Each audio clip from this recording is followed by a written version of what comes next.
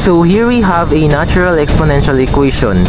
E raised to the 7x negative 5 is equal to e raised to 2. So in general mathematics, a natural exponential equation is a transcendental equation involving natural exponential expressions.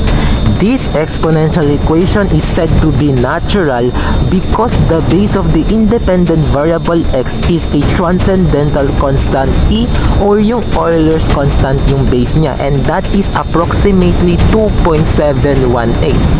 So upon solving this natural exponential equation on the first line, pwede na natin i-apply agad-agad yung the one-to-one property of exponential functions dahil parehas na agad yung base natin on both sides.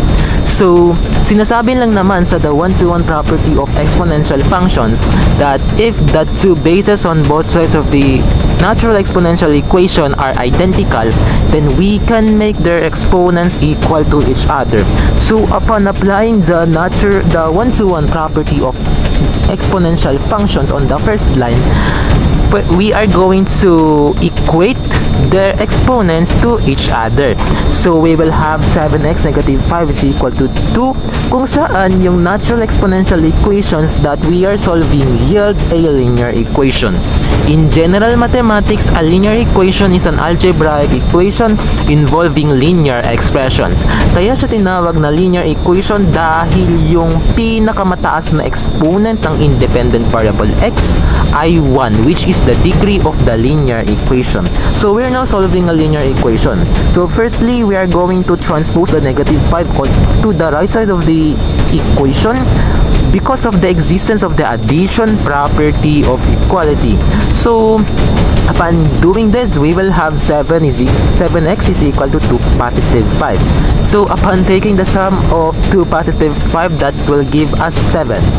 But since we are solving for the value of x that we are isolating, we need to eliminate the 7.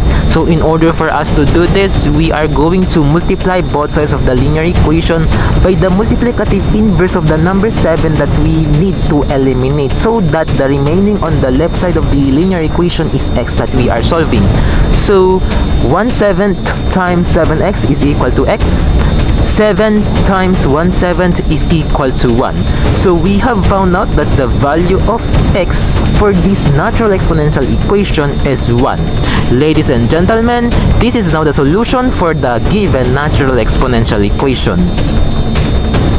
1 100,000 million million trillion quadrillion quintillion sextillion